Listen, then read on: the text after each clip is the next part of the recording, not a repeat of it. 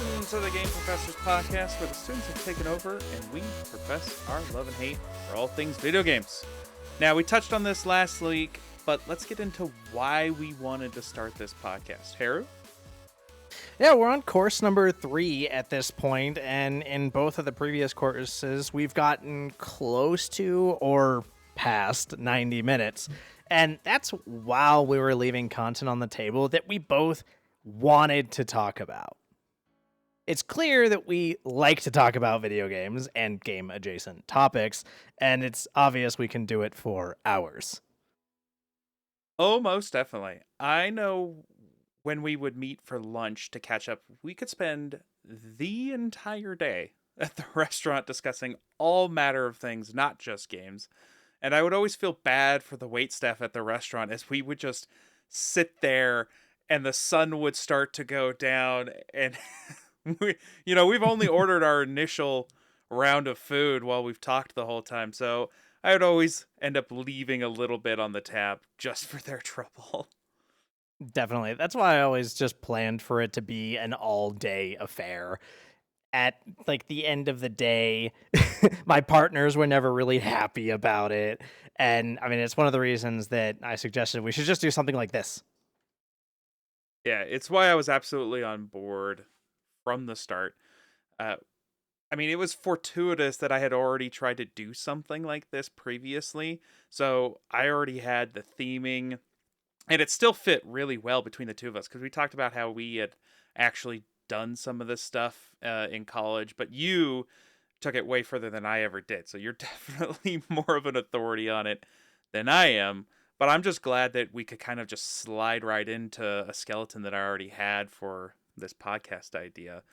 And I even had a couple of the accounts. So I only had to remake almost all of them because it was so old at that point. Yeah, for sure. It took us a while to start. I mean, I think we were planning for probably 5 weeks or so. But at this point, I'm glad I at least feel like we've kind of gotten into the swing of things. I always have tons to say about certain things, at least. Well, I think that's definitely both of us. There are some things that we're very passionate about, and we could absolutely give a tornado a run for its money on the long-winded rant. But, you'll hear plenty of those as we go along. Anyways, let's get into the lecture lowdown. So the lecture lowdown is all the things that we want to kind of touch on for the podcast today, and some of the smaller announcements. And in today's course, we're going to take a look at the Microsoft handheld and an AC game that will never be. We'll discuss the launch of Battlefield 6 and the associated TPM 2.0 requirements, and a massive Unity vulnerability that was quote-unquote finally patched. Then we will finish with some of the reflections on the games that Heru has been recently enjoying. And with that, let's get into the announcements. First, the Asus ROG Xbox Ally launched this last week, and the initial impressions are favorable. A lot of people are praising the ergonomics, controls, the cooling, and a few other things with that kind of Xbox sheen on the software. Although there are definitely some concerns that aren't limited to the lack of an OLED screen, and some of the more in-depth reviews will kind of come out as time goes along. So as we start to get that information, we'll definitely kind of bring that back into whatever course we're on that week. Definitely. I look forward to potentially getting my hands on one of those. I've been thinking about getting one of these or something similar to it since ultimately, like, my Switch died. I think it died like a year and a half ago at this point. Yeah. That outside of that, speaking of the Switch, the Nintendo Switch 2 had some amazing sales numbers with a whopping 2.4 million US sales, somehow outpacing both the original Switch and the PlayStation 4 launch trajectories by 5%. Now, 5% is not a large number, but when you're talking about millions, it turns into a big number. Globally, Sure. the console sold 3.5 million units in its first 4 days, making it Nintendo's fastest launch in hardware history. The console is selling 77% faster than the original Switch at the same stage in its life cycle. That's just nuts to me, considering how fast the Switch actually sold. You couldn't find that thing forever. Yeah, it's very true. And like even if you look on Nintendo's website right now, the Switch 2 is out of stock. Yeah. So good luck finding one.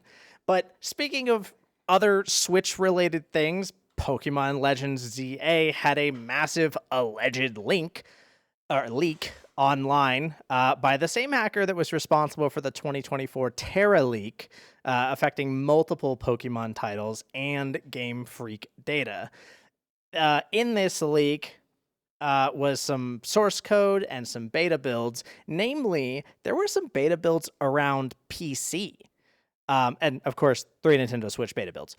And it revealed some scrapped features that, most of us won't really care about, but Yeah. more detailed and properly modeled windows and balconies in the in-game buildings, which were very simplified in the final release. I'm shocked. Sorry, before you go on, I saw this just today. The budget for this game was like 13 million, which is nuts for me on a flagship title that I mean, you're only putting 13 million in it, but I guess you can do that when you expect to always sell a bunch of copies no matter what quality game you put out. You're not wrong. I mean, I would be pretty excited to see like a PC build of it, and like it may actually cause me to buy it. Who knows? But I'm not Fair. gonna buy a Nintendo Switch 2, a vastly inferior console in comparison to the PlayStation 5 and the Xbox X and S. Or the When handhelds we just talked about. right, or literally the handhelds that we just talked about, which are going to be sold for roughly the same price. Well, Now, yeah, well, I mean, $500, the right? most expensive Xbox handheld's $1,000. Sure, but the not most expensive one is only 500. That's 600. It was going to be 500. I thought it saw 500, but whatever. Doesn't matter. But imagine, right? Okay. You I'm had picturing it. artists create gorgeous windows, balconies, and who knows what else in the game. And you have to say, quote, "You've made an absolutely gorgeous model for these buildings, but it has too many polygons for the system that it's primarily built for. You know what that's equivalent Make it smaller." to? That is like me picturing my mom filling the entire fridge with my sister's artwork, and there's about a post-it note's worth of space, and I give her a piece of macaroni art, and she goes, no, this is too big, and instead hands me a post-it note and says, make it with this instead. You're not That's wrong. what I'm picturing. Some other things that were included in this leak were gameplay videos and screenshots from the beta build showcasing in-progress features, mechanics, and minigames cut from the final game. Many aspects differ significantly from the official launch version, which, I mean, who's surprised, highlighting the game's evolution during development. Yeah, I've actually, some of the copies actually just straight up came out early. And between that and the leaks, I've seen some of the Mega Evolution battles, and I don't know if it's a fair comparison to compare it directly to the Power World boss battles, considering they're technically two different things. But I would have to say the Power World boss battles definitely seem to be way more of an interesting fight. And you can see the similar mechanics, right? There's one big enemy with a lot of health. You can call out, your Pokemon / pals to fight the larger pooled health enemy. And I don't know, just an empty, spacious ring just seems. I mean, I hate to say it, it just seems lazy to me. And I mean, you did talk about the system's capabilities. It would just be so sad if that's just the limit of what they can do with a Pokemon game. I just can't believe that to be the case. Yeah, I mean, if you're gonna sue the company that clearly iterated on the thing that you have made your flagship as a company, or one of the things that you've made your flagship, and not take on some of the things that they iterated on. I think that would just be very lazy, but it sounds like they did that and made it worse. Yeah, definitely. I I hope that Power World sticks around because clearly competition is always good, and so having something to compare Pokemon to rather than nothing is hopefully at least going to push the envelope on the Pokemon side to evolve so that we get something a little bit more interesting than the same game with a new setting and new Pokemon every, few years. Now, That would be nice. again, I'm not coming from a Pokemon fanboy standpoint, so I definitely understand there's some people that are happy with the title as is, but I do think the rest of us would like to see something a little bit more interesting and new. Yep. But that's just me. Anyways, moving on to the next topic. Mind's Eye, the studio Build a Rocket Boy, which is the name of the studio that created Mind's Eye. Fame, or I guess infamously, the game that came out this year that was supposed to be the GTA killer, which ended up just being a terrible, horrendous, buggy mess. Did you ever see video on that game? I didn't even know this thing existed until you Oh, brought it up. bro, you should look up some video for this. I remember some of the initial trailers that came out, and people were like excited because it looked interesting. And obviously, we haven't had a GTA game for over a decade, and the next one's delayed. So people were excited for this. It looked like it was going to be interesting, and it was a buggy mess. And the story or lack thereof was disappointing, and it ended up just being meme bait, right? You could just make fun of all the ridiculous clips that were coming out of it. It was awful. Anyways, it's actually the studio is actually apparently facing some legal action from union workers, specifically the Game Workers Branch of Independent Workers of Great Britain, end quote. That's a Over mouthful. Yeah, it definitely is. Over alleged mishandling of the layoffs that followed the disastrous launch of the game on June 10th. The union accused the studio of failing to conduct fair consultation ahead of redundancies, multiple cases of unfair dismissal, long-standing disrespect and mistreatment of staff, poor transparency and communication with radical work changes made without staff input, excessive overtime, including mandatory 8 extra hours per week in the 4 months up to Mind's Eye's release, and then time off in lieu, which is pay time off instead of overtime, was not effectively granted due to the ongoing high priority work demands. Redundancy process errors such as misinformation, incorrect notice periods, and misallocation of employees to teams, potentially leading to wrongful dismissals, which, to be fair, neither of us work in the UK or have ever worked in the UK unless you leave some sort of double life that I don't know about.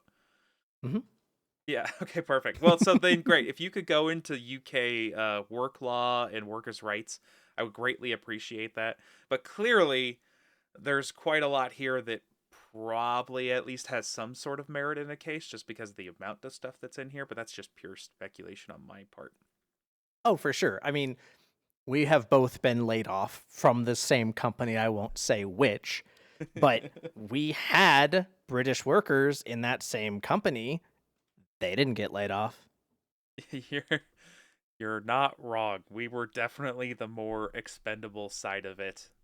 Yeah, And this exactly. was a European company, so yeah, I mean, yeah, it's unfortunate for us specifically, but anyways, it's unfortunate for all of these people as well. The open letter was from former and remaining employees. An estimated 250 to 300 UK staff were laid off, and it blames the layoffs on the studio leadership, ignoring experiences and contributing to one of the worst game launches of this decade. Now, I personally don't know how much this contributed specifically, these types of working conditions contributed to the quality of the game. I'm sure it 100% heavily affected it, but just for what I saw from the game, I I would say that there had to be other massive problems too. I don't know if it was 100% of all leadership. So from start to finish, design to abuse of workers and everything in between. But that game was just so bad that there had to be so much wrong going on behind the scenes. It was bad. I mean, that game looked like it needed another 3 to 4 years of work, to be honest. That wouldn't really surprise me. And we can get into this more with the Unity stuff, but yeah, like it makes me wonder though, is this game going to be better than the anime GTA that we saw? Mind's Eye? No, Mind's Eye. Well, so here's, I mean, it's a cautionary tale, right? I mean, this would be a great list of bait and switch games that we should come up with at some point. But there's so many cases of early release trailers and quote unquote gameplay that is shown off, looks great, looks amazing. You're like, there's so many fun mechanics. It looks gorgeous. And then we get the actual product or something closer to release is shown, and you're like, this can't be the same thing. I just don't believe it. Yeah, But that's fair. Going back to some of the allegations here, I mean, a lot of states in the US are right to work states. And like, you're not really going to get an unfair dismissal trial. Good luck with that. nope. However, the mandatory 8 extra hours thing and time off in lieu of, which was not granted, yeah, you'd probably win that lawsuit. Oh, for sure. When it comes to overtime or paid time off in the states, there are quite a few protections for that at least. So that's definitely a big no-no here, and I would imagine clearly would be the same in the UK. So they've got some things to answer for.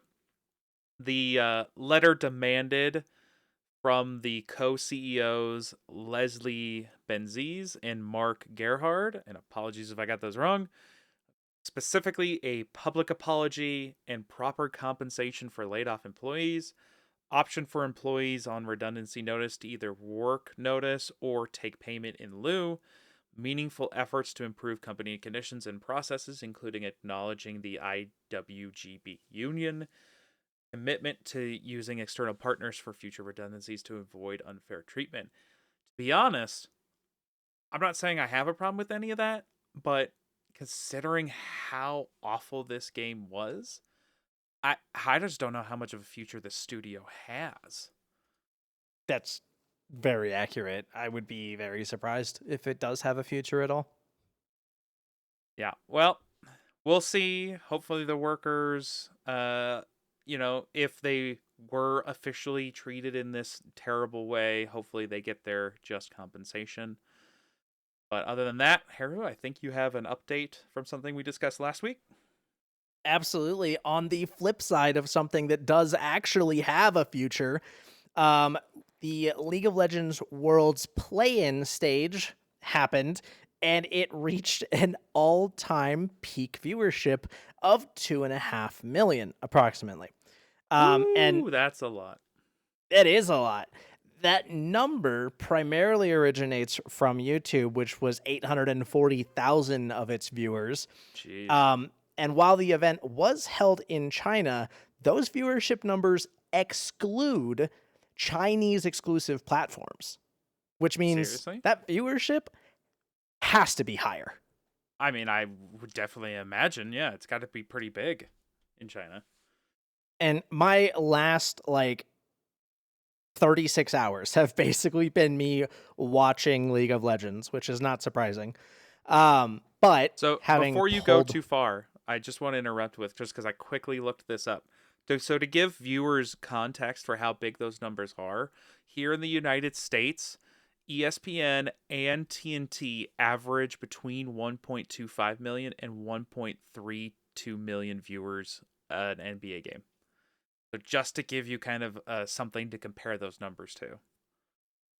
I know it's been rumored in the past, and I have no basis on whether or not this is true, but I know it was rumored in the past that Worlds has a larger viewership than the NFL Super Bowl. It depends on the Chinese numbers and the numbers they're getting from around the world, but it could definitely be the case. Right. They it have would a require a significantly. massive number of people, though, because the Super Bowl is hundreds of millions of Yeah, viewers. that's fair. So, but, there's in China alone, there's over 1 billion people. So, maybe. That's true. As of right now, the VOD for the T1 versus IG match that took place as the opening game has 2.2 million views. Nice. Following that, the Swiss stage, which is basically just a bunch of best of ones, so no, Fearless doesn't really come into effect in that aspect, still had another 2.1 million views, which is kind of surprising. Yeah. I mean, T1 always brings in a ton of numbers, right? They just do. That's just kind of the reality. And I don't understand why. I've never really been a fan of T1. I'm sure someone would be mad at me for saying that, but whatever. I will say, though, that Swiss stage had a massive upset. The third seed of LTA, which is the North American and South American leagues, took down the first seed of the LPL league, which is the Chinese league, which, for those who don't know, the LPL is considered to be pretty much tied for the first best region with the Korean league, the LCK. So the third best took out the first best of a significantly stronger region. I mean, everyone loves a good underdog story, right? You're not wrong. I do think, though, at the end of the day, the conclusion for why this is so popular right now is because people are excited for Fearless. I mean, look, you look at any sports league around the world, and anytime you have, the GOAT, right? The greatest of all time, it always brings in new viewers. Any league, pick any league, right? You could go as far back as Babe Ruth. You could go to the 90s in the 80s and 90s with Gretzky and Michael Jordan. You could look at, LeBron and Tom Brady. I mean, anytime you have those GOATs, they're going to bring in more viewers just because of how good they are, and people love to see good talent. So when you have somebody like Fearless, which I'm just taking you on your word, you're going to get that similar type of effect. Fearless is the draft style. Oh, wow. Well, then just ignore all of that. I thought it was a person. No, it's all good. So the reason that the T1 tends to bring in, you're actually correct, but the name is Faker. So that's T1 who I was thinking of. Oh, God, yeah. I have heard of Faker. I was like, isn't there a guy? Oh, yeah, God. There's a guy. Okay. There's a guy. There's always a guy. Yeah. I mean, everyone calls him the GOAT. I've watched many a mid laner dismantle him, so whatever. At the end of the day, though, yeah, you're right. Faker and T1 in general tends to bring in a lot of viewership. However, they've fallen off. They were the fourth seed coming into this year's Worlds, and I want to say they lost the last two Worlds, but I could be wrong. I'd have to look up the numbers, and I'm too lazy. And you'll give us a full breakdown when it comes to the conclusion. Oh, yeah. But get us back on track, Fearless, before I derailed us. Oh, yeah. So Fearless is the type of draft style. We talked about it last week a little bit. Oh, yeah. That fun, unique way that I liked. Yeah. So it actually, like, when you pick a champion, it's banned for the remainder of the series. Yeah. Yeah. I think it's an exciting way to do it. I already mentioned it last week. I think it's the type of thing, especially when you have so many different champions / heroes, that it also kind of brings in some of the lesser known metas, right? Or just the lack, it gets rid of the metas essentially. So, but I went over that last week. So I look forward to maybe seeing some highlights. You'll have to give me some of like the best stuff to go watch. Oh yeah, for sure. Well, on that note, that'll finish the lecture lowdown, and let's get into a new segment, Lost and Found. So, Lost and Found, it's time to rummage through the box and see what gaming treasures got left behind, from canceled projects to cut content that never saw the light of day. Sometimes the most interesting stories are about the games that never were.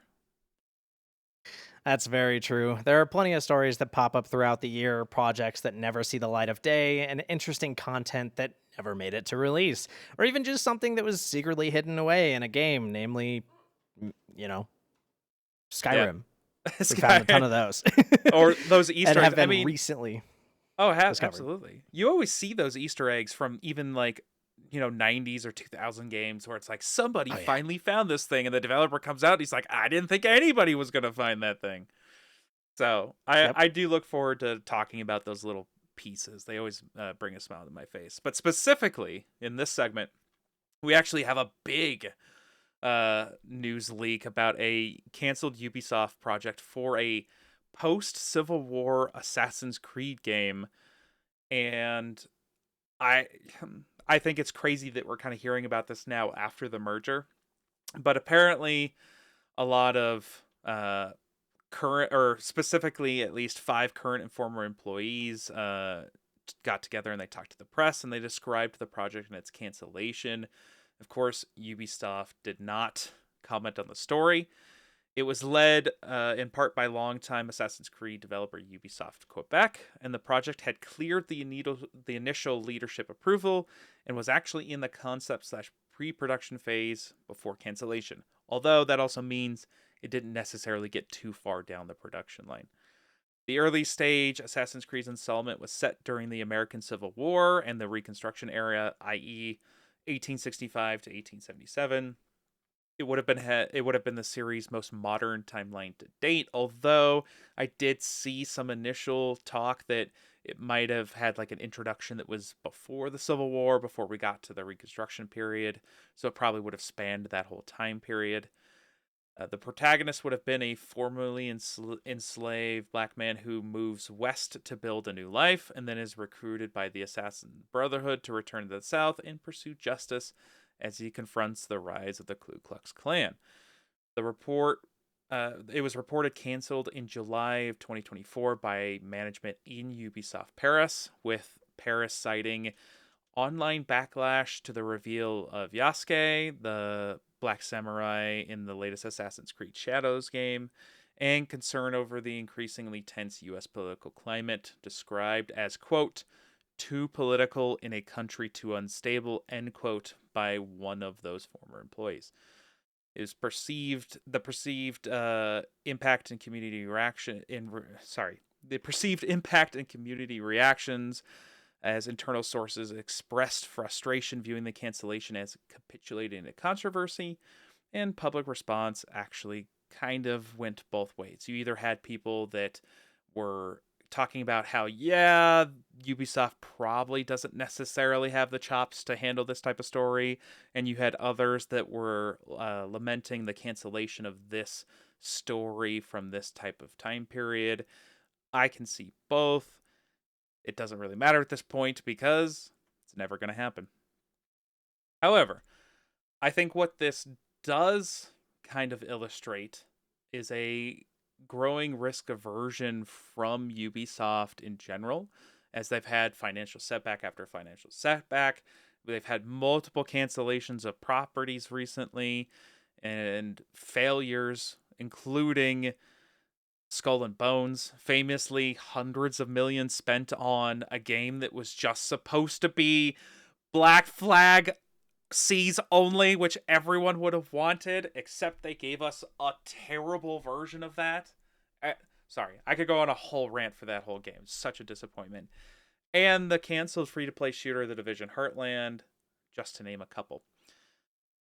I also personally wonder, and tell me if I'm wrong, but this just kind of seems like it's retreading ground, considering Assassin's Creed 3 Liberation featured a black female lead, and throughout the game, the main protagonist battles Templar conspiracies, including government officials and covert slave trading operations. And then, of course, we had Assassin's Creed 3, which explored the colonial America during the Revolutionary War. So I'm not sure Assassin's Creed needed to go here.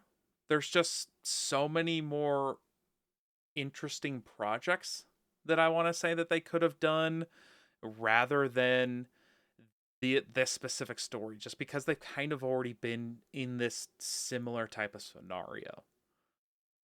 Yeah, that's entirely fair. I I agree with you. I do think it is probably just more of the same. However, at a certain point, you're gonna have to go back and do stories that have already happened, right? Um, and maybe you've already explored colonial America during the Revolutionary War, but what if we explored that from a different angle, like a completely different side, right? You're So sorry, you could continue. so I mean, I think that's just kind of the reality, right? Unless you do what Call of Duty did, which is start making your games in the future, which I don't think anybody really wants to see that. Like Assassin's Creed in the future sounds kind of boring to me. Okay, hold on though. Because here's the thing. A, Assassin's Creed 3 didn't actually sell that well. So you're also Fair. kind of retreading around on a game that already didn't do well for you necessarily. But I don't think you have to go to the future. The problem is there's so many interesting things in history that aren't necessarily, sci-fi future that you could do for the Assassin's Creed games. I mean, what about World War 1? Like you're telling me uh there's no interesting stories to tell about somebody who's behind enemy lines, right? Who's you know yeah, there's the I mean, I don't know if you know, but World War 1, kind of one of the biggest things that kicked off was the assassination of, I believe, Archduke Ferdinand, right? Mhm. Like I don't know, that seems like the perfect intro for an Assassin's Creed game to me. Like, That's fair. and the unintended consequence is, all these treaties and alliances coming into effect after that assassination, and you now have to deal with the fact that you actually started World War 1, and now you're trying to deal with it behind the scenes. That seems like an infinitely interesting story to me. You're talking about all kinds of time periods throughout Chinese rich history. I again, Three Kingdoms or anything else, even just the Mongolian Wars. Like there's all kinds of Hmm. interesting periods that you could go do. I I, look, you could talk about if they wanted to go with kind of the indigenous person or revolution, what about the Spanish and Incas? The conflicts of those time periods. So that's going a little further back, but I still think that's something interesting. Or in America in that old time period without being the Revolutionary War, what about dealing with something about the Salem witch trials, right? You could have the Templars being the one declaring people witches. I'd play And that. what's that? You play that? I'd play Yeah. it. I would play it. I I mean, haven't touched an Assassin's Creed game in a very long time, but yeah. I would play that one. But I think that's my point here is there's so many interesting periods throughout history, and I haven't even mentioned like all of the ones that we could get into. But there's so many interesting periods that they could go to without necessarily retreading the same ground and actually have some new and interesting settings without going sci-fi. So I'm not necessarily on the side of uh lamenting about missing out on a Civil War Assassin's Creed game, because I was one of the people that played Assassin's Creed 3 and was largely disappointed. Honestly, the only thing that kept me interested in the Assassin's Creed series was Black Flag, but after that, it quickly died off again. So to go into some kind of just a little bit extra background for the Ubisoft Studios issues at this moment, there are two games, two projects that I could find that aren't part of an existing series, a remake or a sequel. One of them's Project Altera, which is supposed to be a life simulator in a similar style of Animal Crossing. and Project Crest, which is a World War II extraction shooter, which I'm sure we don't have enough extraction shooters in the market at the moment, considering Arc Raiders comes out in a few weeks as well. But I think that's kind of one of the problems that you're seeing here with Ubisoft is where's the new stuff? Where's the new ideas? Even in an Assassin's Creed game, where's the new ideas? You're Yeah. doing all the same stuff over and over again. It's either AC, Far Cry, Tom's Clancy, a remake, or a sequel. Yeah, I mean, you're 100% right. But on top of that, even these two projects that you just mentioned, they're just rehashes of the same crap that other people have already done. Yeah, Like, 100%. be unique, be creative, do something. Be better, is what you're saying. Yeah, yeah, exactly. Be better, be creative, take risks.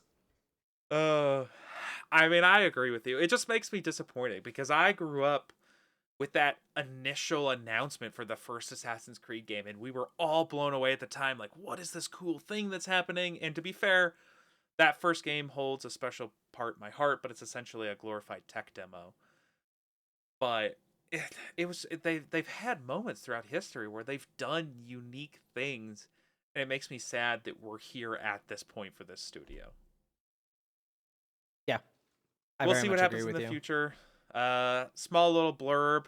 The executive producer for Assassin's Creed, Mark Alexis Cote, which, if that's how you pronounce it, great. If not, I'm sorry. Actually left the company after 20 years. He started as a software engineer in 2005. In 2008, he was lead level designer for Assassin's Creed Brotherhood and has produced every Assassin's Creed since 2012. So, maybe with new leadership, maybe we'll get some new fresh ideas. Maybe? Maybe? Maybe. We can hope.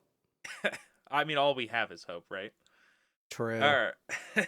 All right. Anyways, that's it for that section. Let's move on to lab work.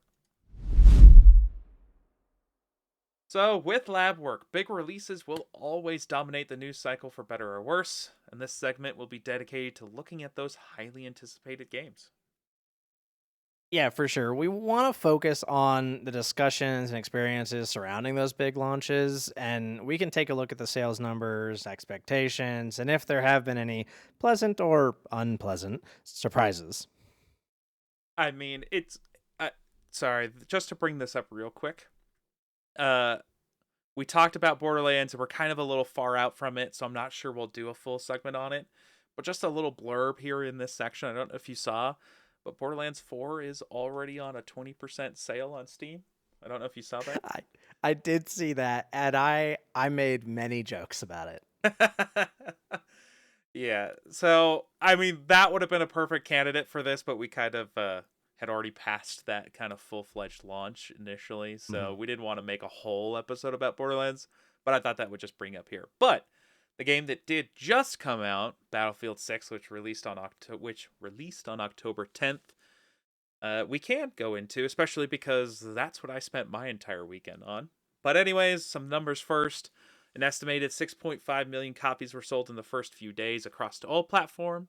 PS5 sold 1.5, Xbox sold 1.2, and Steam sold 3.5 million copies, which those 3.5 million copies accounts for 65.7% of all sales, which generated over 220 million alone on Steam.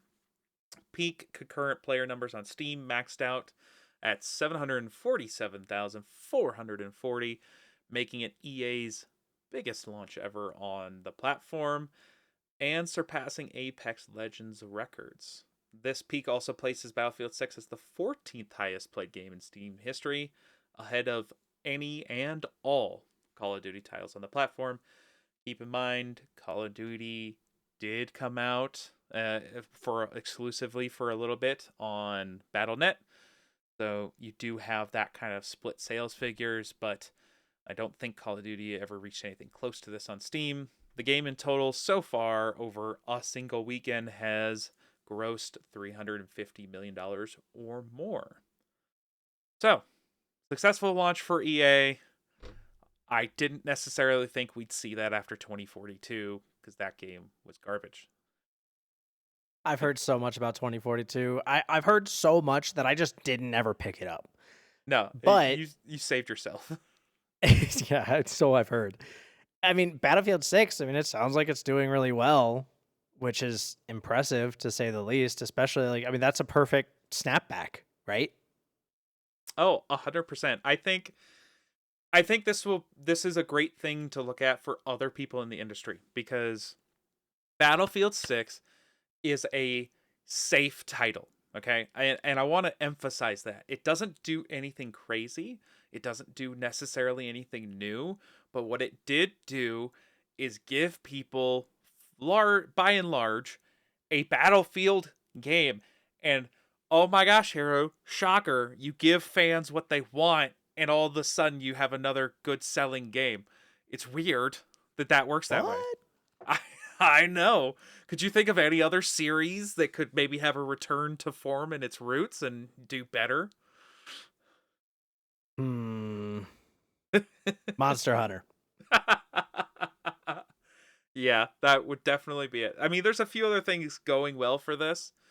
Not only is it a return to form, it also we talked about in a previous episode how it dropped ray tracing requirements, right? They didn't even put ray tracing in here, and DLSS was just an extra if people wanted to use it. And I did experience that. I play on a 4K monitor, and even on most of my things set at high-ish with a few things on ultra, on a 4K monitor, I was getting 80 to 100 frames, no DLSS. That's the one thing I was going to ask you, DLSS, frame gen, stuff like that. But that's insane. Yeah, I mean, Like considering you're eight. talking about some large battles too, with a lot of people in it, a lot of particles, a lot of calculations for bullets flying because they're not hit Mm-hmm. scan, you know. Yeah. Oh, yeah, for sure. That's impressive. I mean, that's exactly what we're looking for in a game. Everybody take note. Yes, it's great that you can add new features. It's great that you can, have some back of the box feature that's like big and flashy and everything else. But at the end of the day, if I get 30 FPS, it's garbage. Yeah. Now to be fair, I am on a Ryzen 5 and a 4080. So it's not like, I'm down the card line, but that's still an entire generation back. And again, I'm on a 4K monitor getting those numbers. So like, if you're on a 1440p monitor with a 3070, you're going to just be fine. You're going to be super salient. And Right. again, you want to add DLSS on top of that? You absolutely can, but I think the point here is that you don't have to with the performance you're getting. I think you could even go a step lower, right? I know a lot of people who still have the 20 series cards, Oh, for right? sure. So if we take it a step lower and go 1080p, I guarantee you'd probably still get those numbers on a 20 series card. Yeah. I knew I haven't seen much with the official release, but I at least know with the beta. I saw people saying, "Hey, I'm playing on a 2070 or 2080 and I'm doing just fine." So, now to keep in mind some of the settings were definitely turned down a little lower, but I think that's expected when you're talking that generation of card back. But the point is it's still playable. Compare that to Borderlands 4 Randy Pitchford responses to his game, and it's night and day. Oh yeah, 100%. I mean, I was just looking up the minimum system requirements, and the minimum system requirements are a 2060. Yeah, I mean, there you go. So yeah, they picked the range of cards that Hmm. most people still have that aren't upgrading every year or two, right? Because man, money's rough. We're 100%. not. No one's doing that. No. I mean, even personally, I generally wait 3 to 5 years, depending on jumps in technology. Right? Oh, for sure. I to be fair, I do have a little bit of a nicer job. So I understand that I am privileged to be able to turn around and pick up a new card every generation and sell my old one and then do a new computer every 7 to 8 years, right? So I'm definitely privileged in that fact, but I think the point is You are allowing people to hold onto their hardware and still experience your game and still are able to have fun without saying, "Hey, pores, get better stuff." I So, still can't believe he said that. dude, to be Uh, to be to be fair, he didn't specifically say that. Don't anyone quote us, but I mean, essentially what it boiled down to was, yeah, get good, get money, stop being poor, buy better stuff. I'm on a 5090 and it's fine.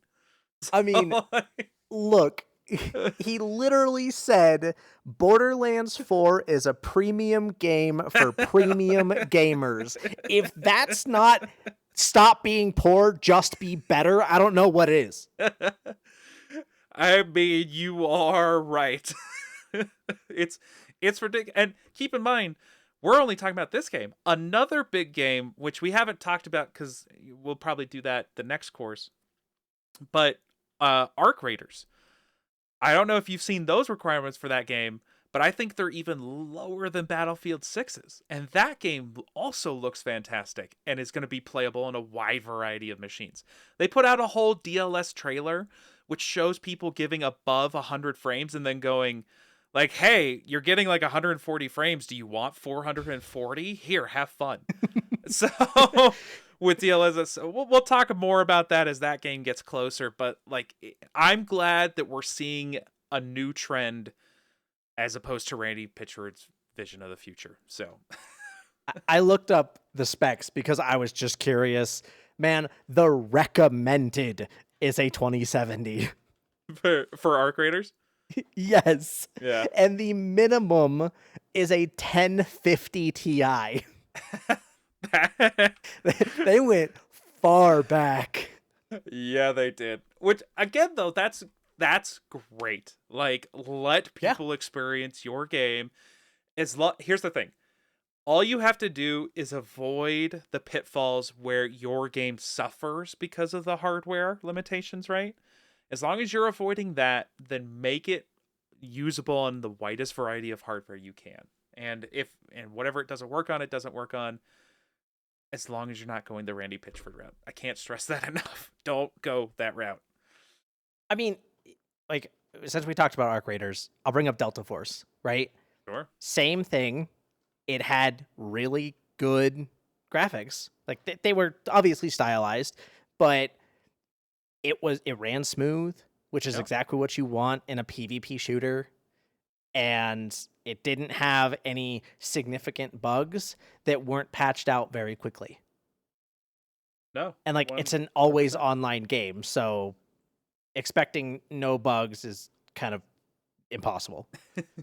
But I mean, being a fan of Delta Force before I just got really sick of the new guy that they put in with the shield, I absolutely love extraction shooters. They get my heart racing, and I don't know what it is. I think it's probably gear fear, to be honest. I mean, look, are we playing Arc Raiders then? I'm down, bro. Yes. Oh yeah. I was like, I'm literally staring at it. It's in my cart. I'm about to buy it. Just so you know, there is a we didn't mention this. I should mention this. Sorry this wasn't in the announcements. There is a stress test this weekend. So anybody that wants to play, it's going to be available for free. They've said no codes. Hop in, check out the game, help them stress test the servers, and if you like it, great. The base version is $40.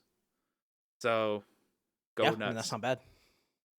But I mean, if you're picking it up anyways, we could always just save our game time. Oh yeah, for sure. Like, I'm looking at the trailer though, right? Uh-huh. And I'm not seeing the difference between a trailer like this and, I don't know, Mass Effect, right? Sure. Like, they look very similar. The quality looks like it's there. You know, maybe it's not in-engine rendered, but Well, you know what I described it as? Cross Bungie with Horizon Zero Dawn. Just from the looks. Gameplay's a little different. But from the looks, I would say take Bungie. Take Destiny and combine it with Horizon Zero Dawn. And I feel like that's the visuals that you're getting.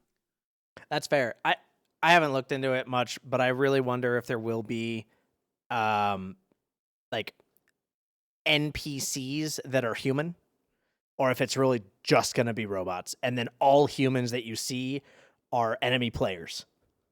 Yeah. Because like that's one of the main problems I already yeah. had with like Tarkov and Delta Force. I see an AI, right? And I'm Uh-huh. like, oh, that's just AI. I don't really have to worry about it. Turns out it's actually a player dressed like AI. Well, I haven't seen any humanoid a robot enemies. So maybe there's some, but all the trailers it looks like the robot enemies are, NPCs are distinctly robots. So we'll see. But Yeah. yeah, we could try that we this will weekend. give a full breakdown When that game comes of out our on time. October Yes. 30th. Yeah. Correct. All right. Well, I've already purchased it as well, so we'll be I ready saw. and willing to go. Yeah, our friend's also picking it up too. So, anyways, Yeah. back to Battlefield after we went on that tangent. I would say, you talked about bugs in Delta Force, right? There are definitely some in the Battlefield experience. However, compared to what a buggy mess games have been recently, i.e., we constantly pick on it, Borderlands 4, and take your pick on any other game, it is infinitely acceptable. There are definitely some mission bugs where some mission progress is wonky, or honestly, even just how it's described is wonky. Like I had one where it was like do assault rifle damage and it had 300, and it was do assault rifle damage and it had 10,000. And I'm pretty sure the first one was specifically damage with an assault rifle that gets you a kill, as opposed to the 10,000. So there's a few things that they definitely need to iron out with some bugs. There was, and actually specifically, and I have a clip of it, I actually got a registration bug where apparently there's a combination of attachments which just every now and then cause your gun to do 0 damage, even when the bullets are flying out of it and hitting an enemy. Thankfully, they actually hotfixed that one after 24 hours after it being reported. So that's good that they're paying attention. Good turnaround. And I would say one of the biggest bugs that we had was a specific class progress bug where you're supposed to heal teammates from a dropped item, but it would only count the first game after you've loaded up. So if you load up Battlefield 6, that first game, that's the only game where it would count. If you want it to count again, you'd have to quit the entire game. So, so my friend and I ended up cheesing it. And I'm so sorry if we were on your team because we just wanted to get past this. But we spawned into a game and just went in a corner, we each of us dropped down a healing bag, and then we would just grenade ourselves so that we could heal on each person's bag. That was that was the most annoying bug I encountered. And again, if we were on your team, I'm sorry. Blame the game. The mission is bugged. So blame EA. But to be fair, obviously not a lot of huge issues here. A couple crashes, but between my friend and I, we played 70 hours, and I think a few crashes on a launch game in 70 hours is okay. Obviously, you don't want to see any, but compared to Sure. A game losing performance after an hour and having to restart it every time, I'll accept it. Anyways, Yeah. I think the biggest thing that I didn't encounter was apparently people who bought the game through the EA store, the EA app, which, why on PC are you not buying it on Steam? I don't know why you would give EA your money directly. Steam has great return policies, great support. Buy it on Steam. Anyways, I wasn't the only one that disagreed with that, because people couldn't actually get into the game if they bought it on EA's platform. And it was so bad that the Battlefield director, Vince Zampella, was actually quoted as saying, refund the game and go buy it on Steam, which is wild to me. Yeah. Yeah, it is wild because that means they literally lose 30% of that sale. Yep. And yeah, and that's the main guy. That's the director at EA, the guy that was, the father of Medal of Honor games, the father of not the father of Medal of Honor games, but a big part of the Medal of Honor games, the father of Call of Duty, the father of Apex.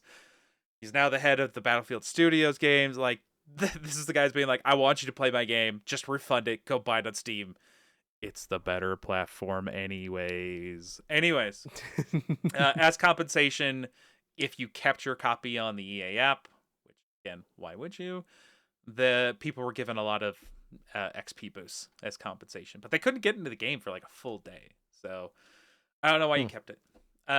In terms of gameplay, one of the biggest things that does need to be changed, and they've actually recently, today or yesterday, acknowledged that it is an extra unintended bug. Do you know what bloom is on first-person shooters? Of course. Perfect. So for anyone who doesn't know, because Heru knows, so now I can't segue into that. So anyone who doesn't know, bloom is basically RNG spread, where it can happen if you've gotten shot. It's usually applied to hip fire.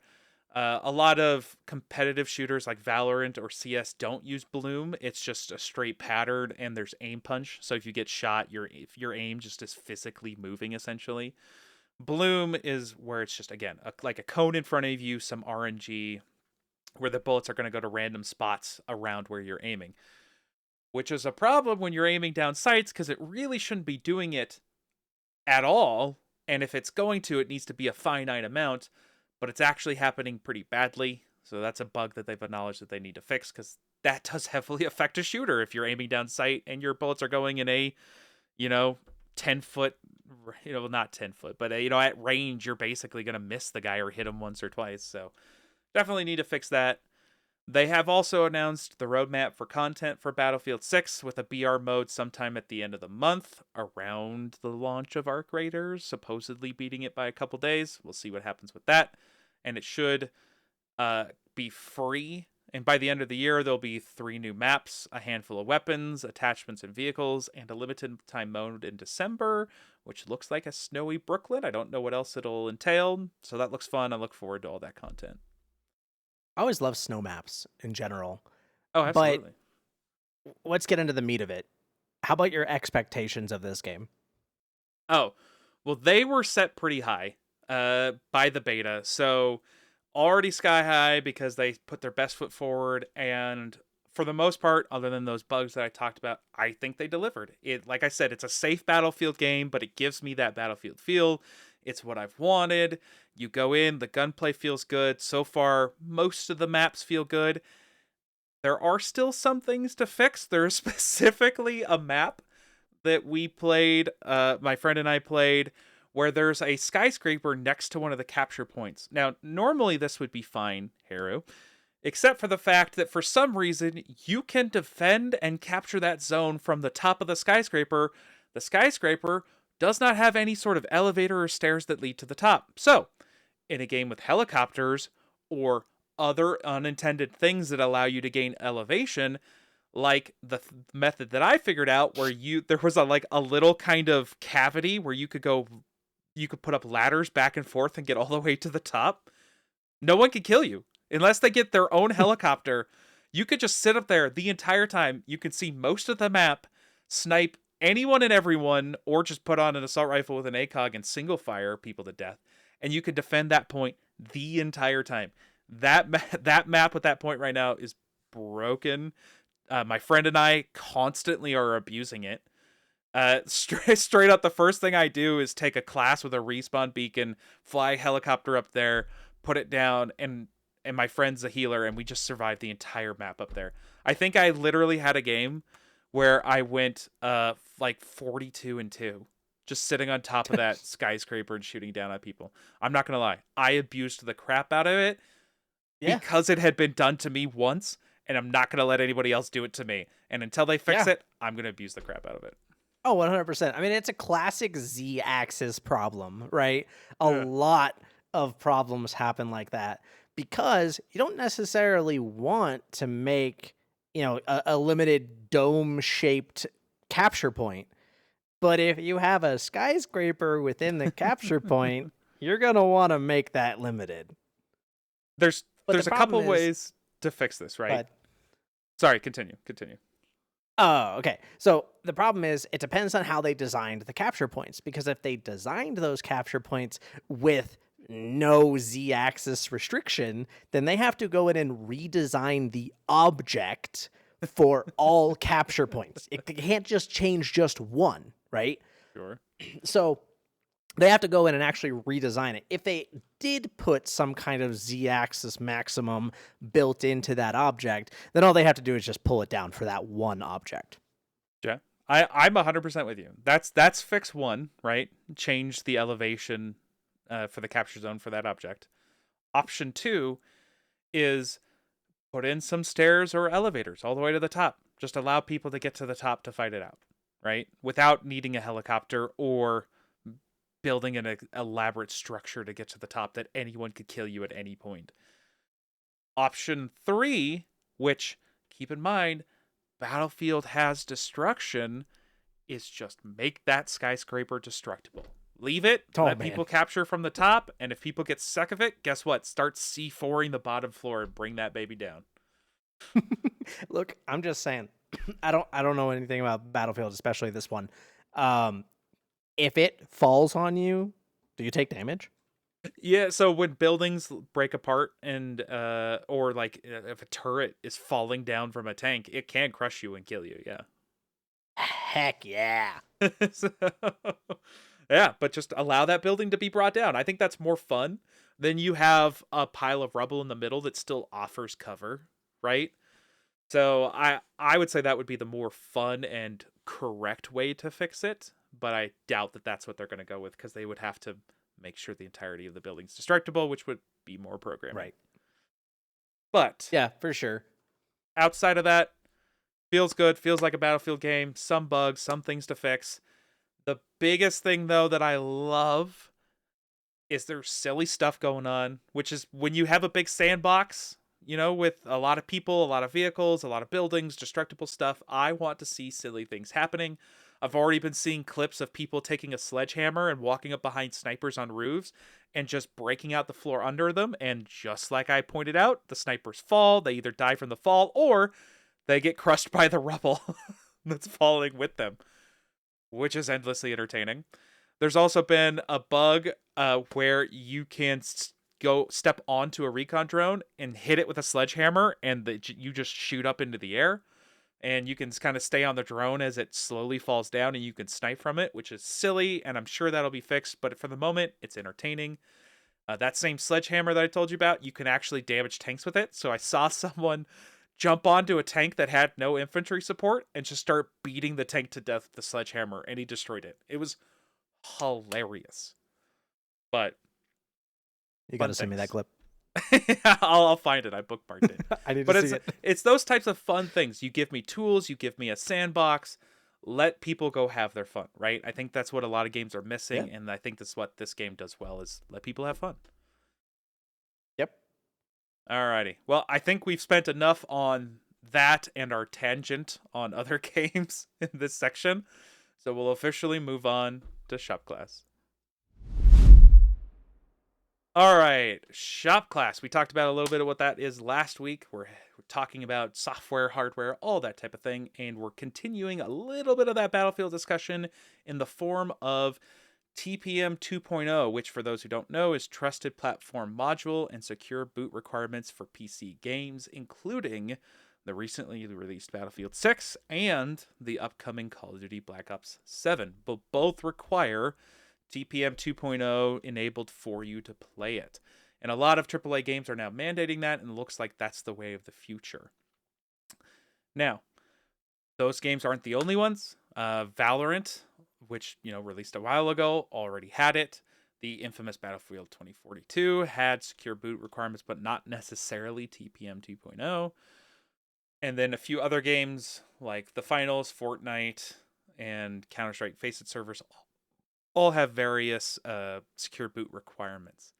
Specifically, though, you're starting to see TPM 2.0 being the required thing. And for hardware-wise, it's going to require an Intel 8th generation or newer, and an AMD Ryzen 2000 series or newer, Windows 10 or newer as well.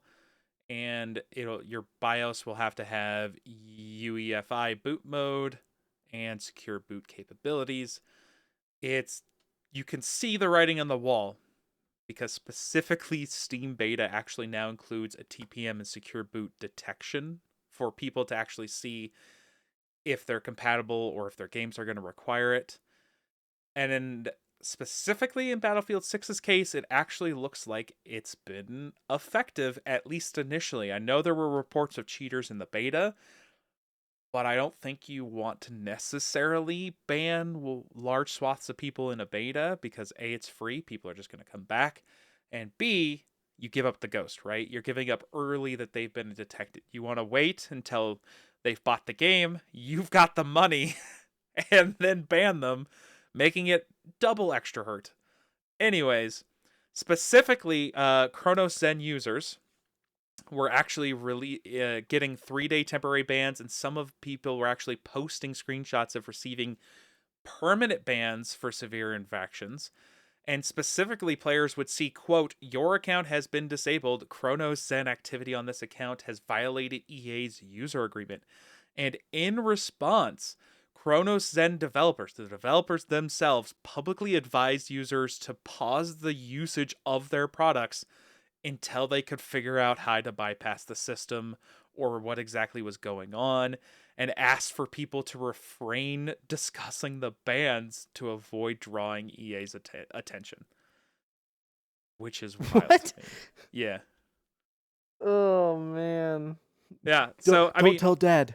yeah, it's pretty much, it's like, guys, no, don't talk about it. If you talk about it, they're going to know about it. It's going to bring more attention to us. Here's the thing. Even other major paid cheat providers have similarly warned customers to not use their services in Battlefield 6 because of the high detection rates and the swift suspensions. So, at least for the moment, it is looking like it is effective. We'll see how that continues into the future, right? It's always an arms race. I think the big thing for me that I want to discuss about this with you is, have you seen any issues with TPM 2.0? Do you know if you have it enabled? So I don't think I have TPM 2.0, but I know I have Secure Boot. Okay. Because that's I believe Secure Boot is required for Windows 11 ultimately, right? Yes, I believe so, yes. Yeah. So then it's definitely enabled. I'm on Windows 11. But TPM 2.0, if I literally just look at the battle or the Call of Duty Black Ops 7 Steam page, it literally says Secure Boot and TPM 2.0 not detected. Yeah, I mean, So one of those is off. So, so first of all, I have a Gigabyte motherboard, and I want to say, my BIOS UI experience with Gigabyte motherboards has been god awful. The latest example is that I had TPM 2.0 enabled. I had it enabled, but there was apparently a bug or glitch that even though I had it enabled, Windows couldn't see it. And it's common enough that my friend who plays Battlefield with me had the same exact problem. So before we played the beta, we had to do a whole bunch of troubleshooting to figure out what was going on. And guess the fix. Guess.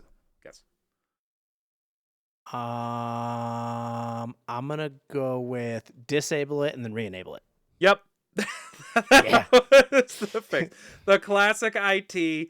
Turn it off and turn it on again. I was so annoyed. It's if every time that I don't live by that motto, it comes back to bite me. Yep. Oh my gosh. I hated it so much. I just don't understand why it was a problem. Anyways, I also had an acquaintance on my Discord reach out to me. And again, this is for the beta when it came out, because he wanted to play the beta, but he's not a computer person.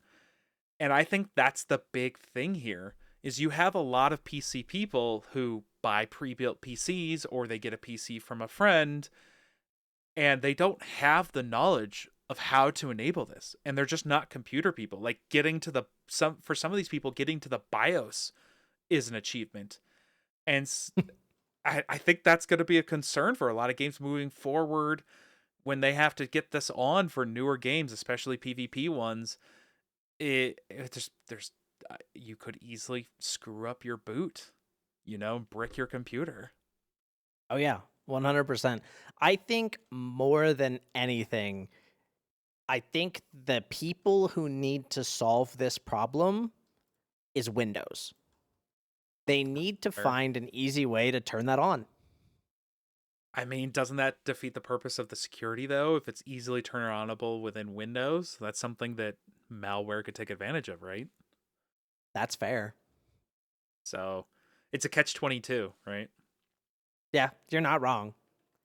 So I just expect to hear from friends in the future who found out that I helped one friend, and now I'm going to be the IT guy for my friend group that helps them turn TPM 2.0 on in all of Just their don't send stuff. them to me. Why not?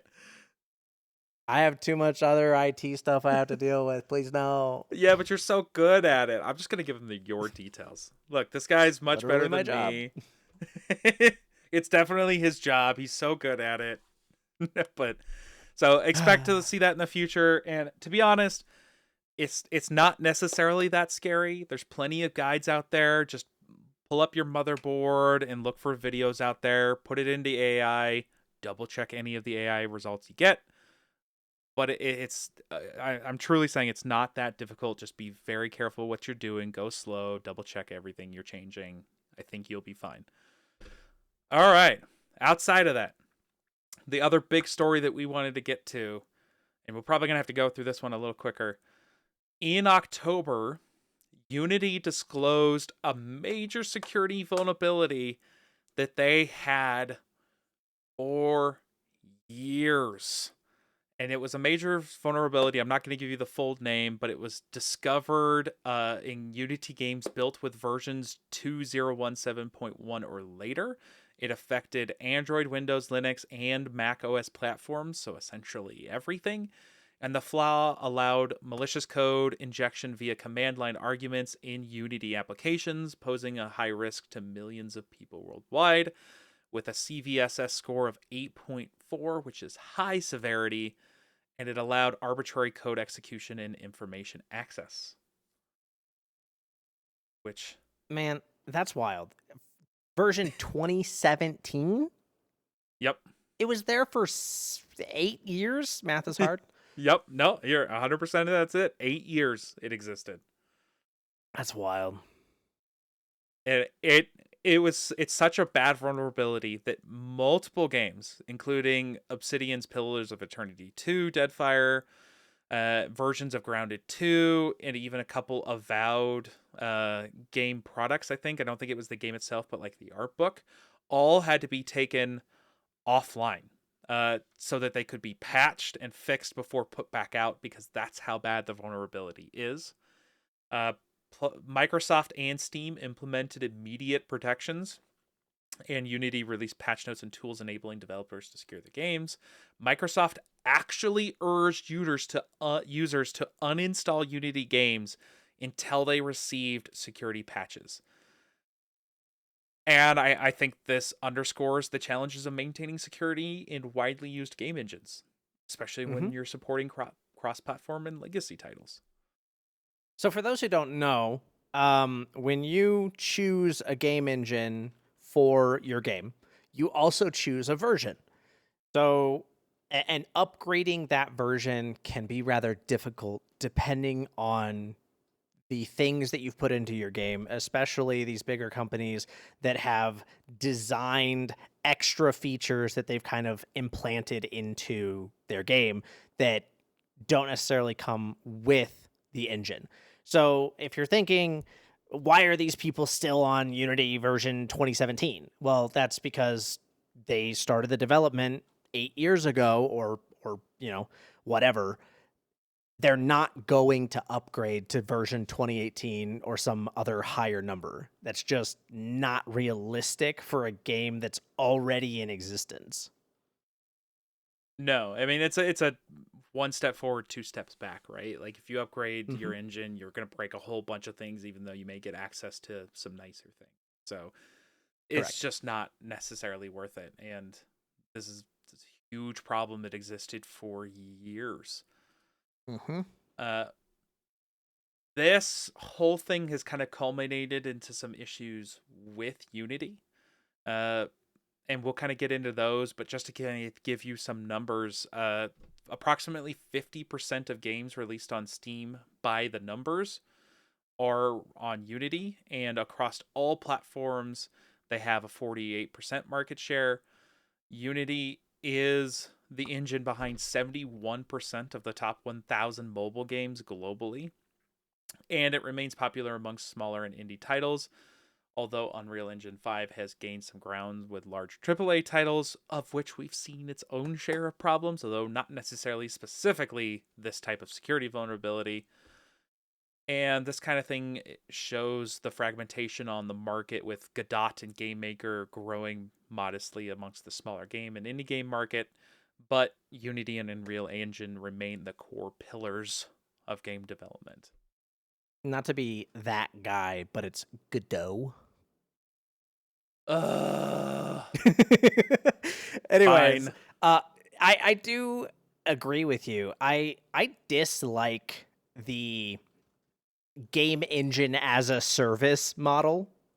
I would much prefer, and I know it would increase production times like mad, but I would much prefer big developers like this build their own engines, because then they can maintain them themselves. Oh, for sure. I mean, well, that's technically what a lot of these companies had that they went away from, right? Like DICE had the Frostbite engine, and the Mass Effect games were built on some older engines, and then they've all kind of been switching over to Unreal Engine 5. I mean, Mhm. God, what was the big scandal? Oh, Halo Infinite.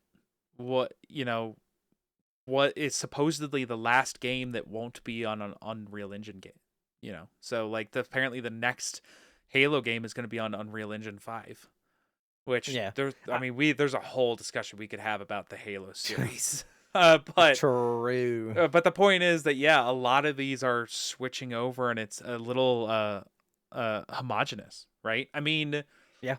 one of the coolest things was that Kojima and his team, when they were at Konami for Metal Gear Solid 5, built in its entirety their own engine called, what was it, the Foxfire engine? I apologies if that's not the correct name, but they built their own engine, and that game looked great. And then the whole Konami thing happened, and it was kind of abandoned except for a follow-up title that nobody liked. But that's kind of where we're seeing the industry going, is this homogenous single engine type of game development, which I always talk about. One of the worst things that you can do in the market is not have competition. So we'll see how that Yep. goes. And you were right. It is the Fox engine. Is it? Yeah. Well, I said Foxfire, but it's just the Fox engine. Yeah, it's just Fox engine. Well, that makes sense. I mean, he's got the whole thing in all of the Metal Gear games, so I'm not surprised.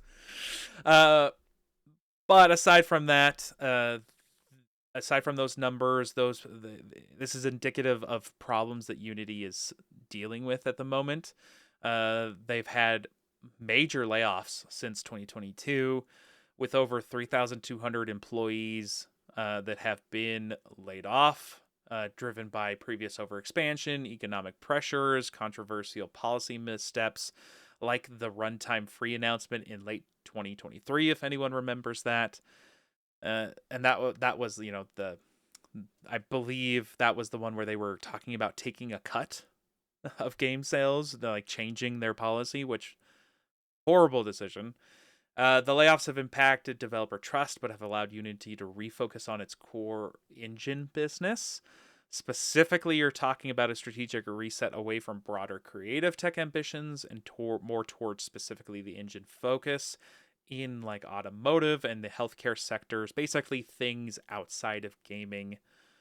And Unity's recent financial performance in 2025 has actually been decently strong, indicating that there is recovery and the investors are enjoying this new direction. I don't know what that means for gaming in the long run.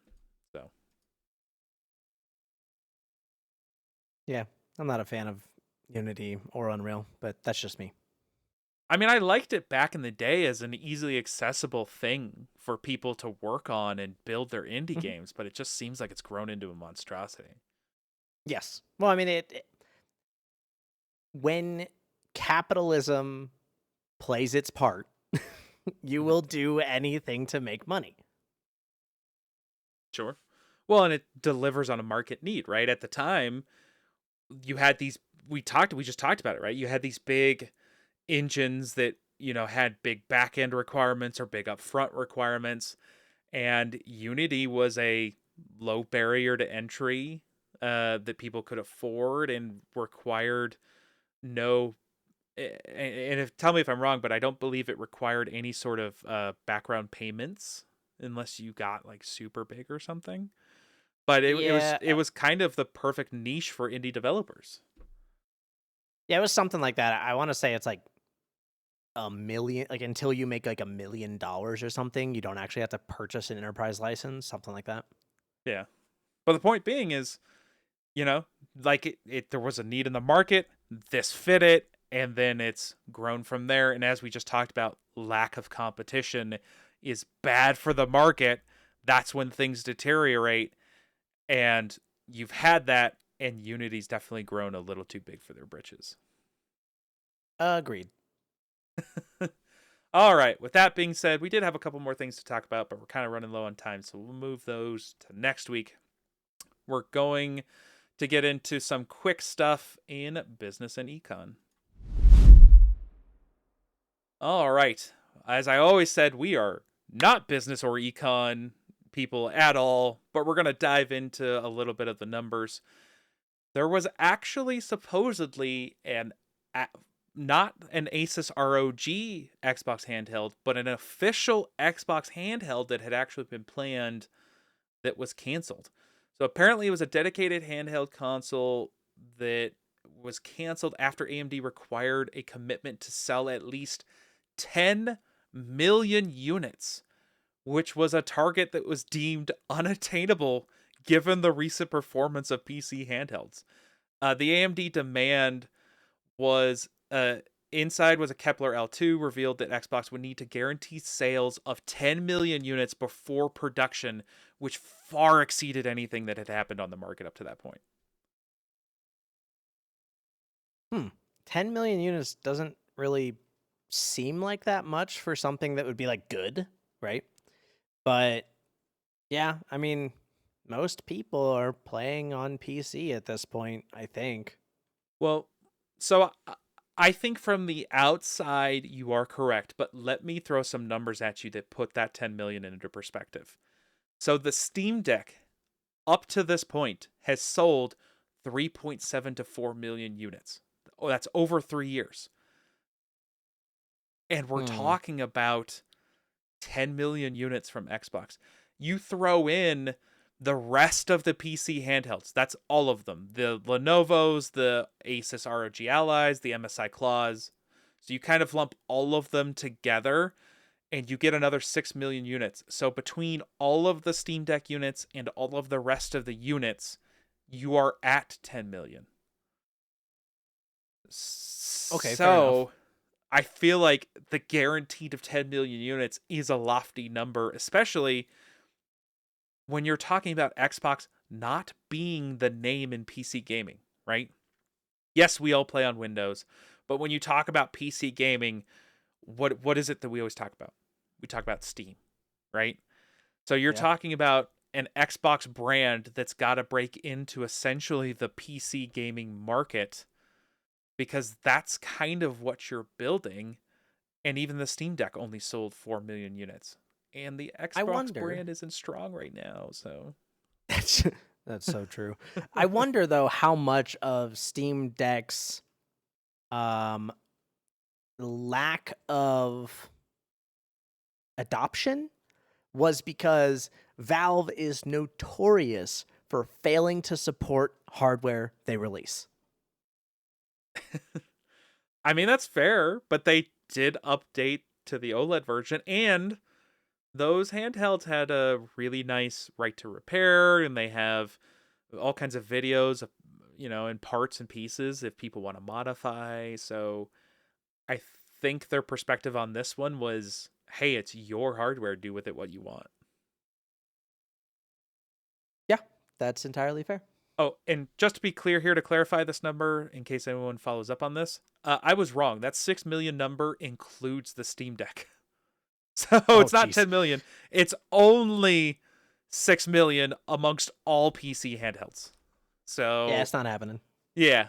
So I mean, again, it's not Nintendo, it's not the Switch, right? Nintendo has always been in the handheld market, so I don't think there was any worry about Nintendo succeeding in that. But I think to guarantee 10 million of an Xbox branded handheld was definitely a lot. I think it was too much to ask. So obviously that switched into them partnering with the Asus ROG Ally, which I definitely could see being a successful market, in the future, as basically you have a different developer build the hardware, you create the software, and hopefully it's a nice kumbaya piece of kit that we can all enjoy. We'll see Yeah. if that actually happens. Splitting the costs. Basically, I mean, demand for the Ally Xbox handheld has been pretty high, even considering it's $600 and $1,000. So we'll see how it goes. Maybe it'll surprise us all and they'll actually hit 10 million units. Yeah, I Who mean, knows? maybe. I mean, the Switch has sold well over 10 million. So, Yeah, you're not wrong. Well, anyways, just to kind of blast through here, we talked about Xbox being removed from from Costco stores. It actually caused a bit of a fervor as rumors and specifically stuff popping up on Reddit claimed that Target and Walmart stores were removing stock as well. But that is not true. The decision for Costco was described as a standalone business decision. Microsoft and Target actually put out different statements refuting that was happening. They both issued official statements saying, hey, Xbox hardware will remain available in store and online. So, it's always been kind of weird to me that like Costco and Sam's Club actually stock Xboxes and PlayStations anyways. oh, 100%.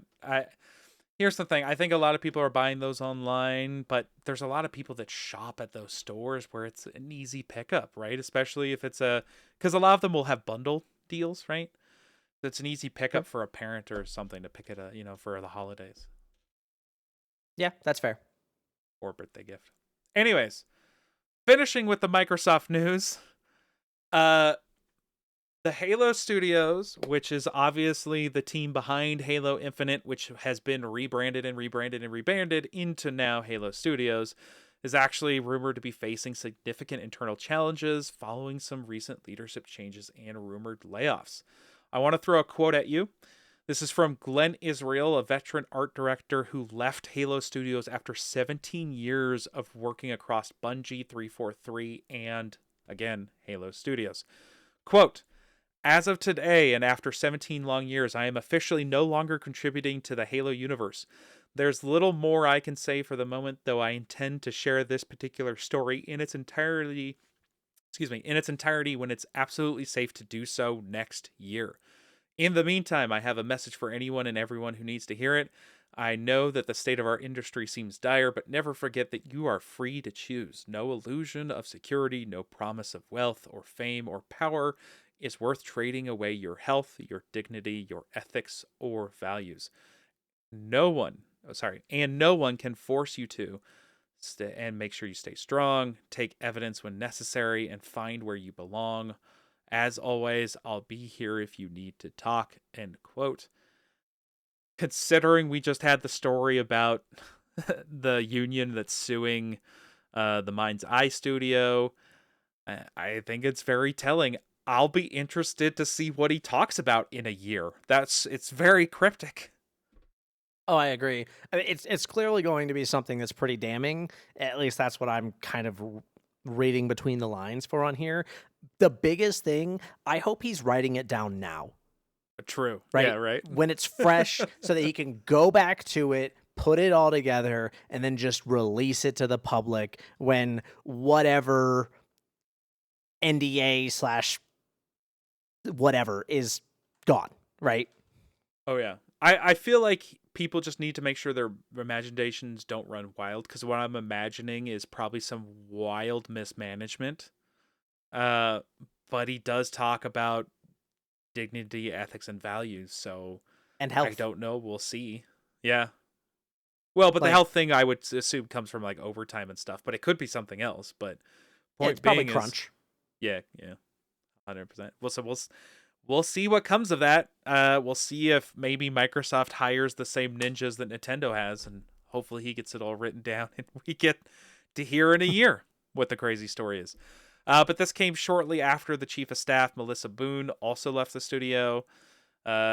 Gaming Insider confirmed that from sources inside Halo Studios that the studio is struggling with leadership problems, and according to them, 9 out of 10 developers on the art team have departed recently.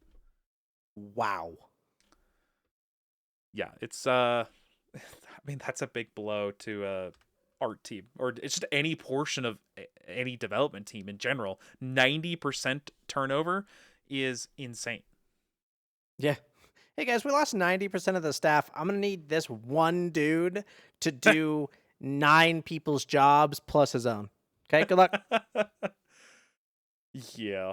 We'll see how that goes.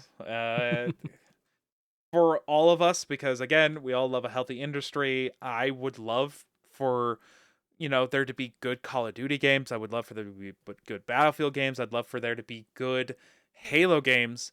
So hopefully this is a wake up for the studio and Microsoft in general. I'm not going to hold my breath. We'll see what he has to talk about in a year, but it's crazy kind of where we are. Agreed. Alrighty. Well, we definitely have more to talk about, but we kind of have run long, so I think we're just gonna call it there for the day. Heru, is there anything else you want to mention? No, not really. We can get into more next week. Alrighty. Well, people, close your books and pack those bags. That's all we have time for this week. We hope you enjoy your time off, and we look forward to your participation in the next course. Peace. Goodbye.